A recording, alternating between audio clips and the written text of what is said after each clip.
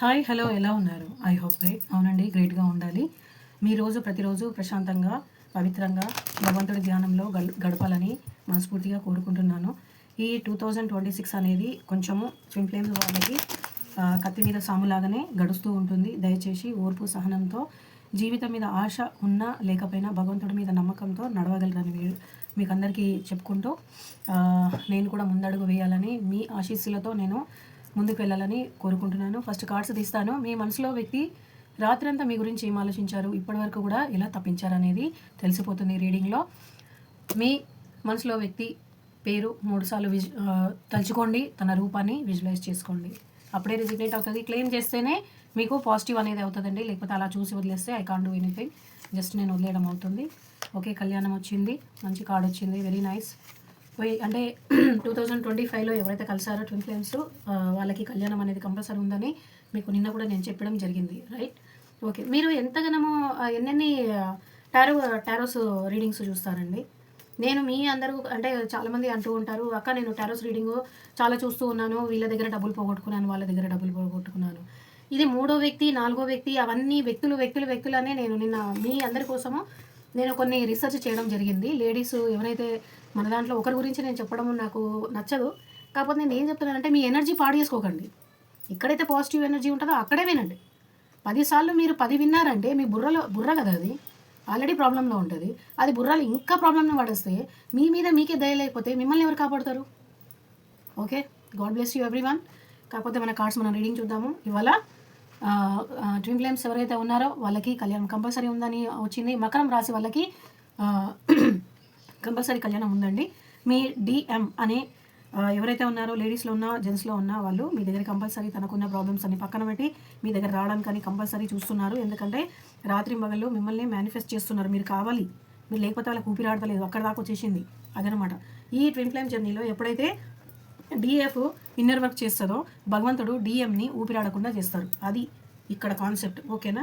మన డిఎఫ్ ఎంత అంటే తన మీద తన ధ్యాస పెట్టి తను అనేది పర్ఫెక్ట్గా ఉండడానికి శతవిధాలుగా ప్రయత్నం చేస్తున్నారు. ఎవరైతే నన్ను కన్సల్ట్ చేశారో వాళ్ళందరికీ పాదాభివందనం అండి.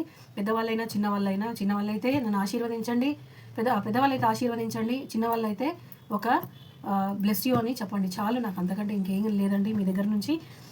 మీ థర్డ్ పార్టీ కాదండి ఇది. నిన్న నేను రీడింగ్స్లో కొంతమంది ఎవరో చెప్తూ ఉన్నారు, ఇది రీడింగ్స్లో థర్డ్ పార్టీ కాదు, దిస్ ఇస్ సెలబ్రేషన్. మీరు మీ ట్విన్ ఫ్లేమ్ ఎవరైతే మీ వ్యక్తి ఉన్నారో, లేడీ అయినా జెంట్స్ అయినా, వాళ్ళతో కలిసి మీరు కొత్త సంవత్సరంలో మీరు పార్టీ చేసుకుంటారు. భగవంతుడు మీకు మెండుగా ఆశీర్వాదాలు ఇచ్చారు. నేను ఈ రీడింగ్కి కూర్చున్నప్పుడు భగవంతుడు హనుమంతుడితో నేను ప్రార్థించాను, ప్రభు నాకు కరెక్ట్గా వాక్యాన్ని పిల్లలకి చెప్పేలాగా నాకు చూడమని చెప్పాను.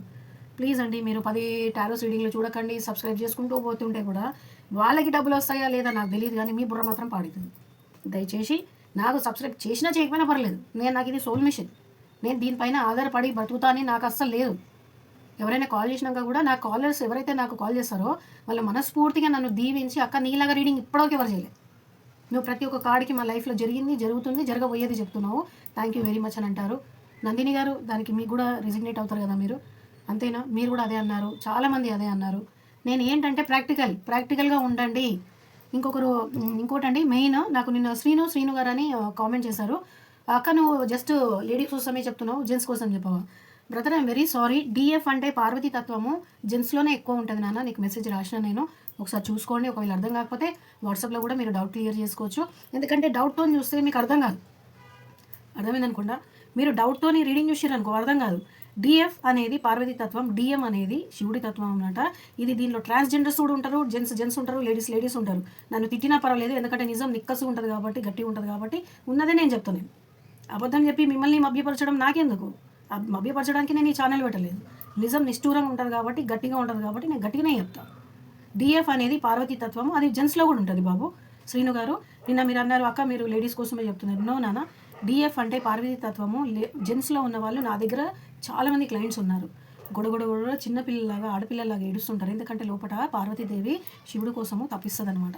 ఓకేనా? I wish you very very happy new year అండి. మీరు ఇన్నర్ వర్క్ బాగా చేయండి. ఎందుకంటే కొత్త సంవత్సరంలో అన్ని దీవెనలు ఉన్నాయి. ఈ దీవెనలు నాకు కూడా ఉండాలని భగవంతుడిని నేను కూడా కోరుకుంటున్నాను. మీరు అందరూ బాగుండాలని వేడుకుంటున్నాను భగవంతుడితో. మీరు ఏదైతే నాకు బ్లెస్సింగ్ ఇస్తారో I'm very very thankful to you. Thank you అండి. Have a very nice day.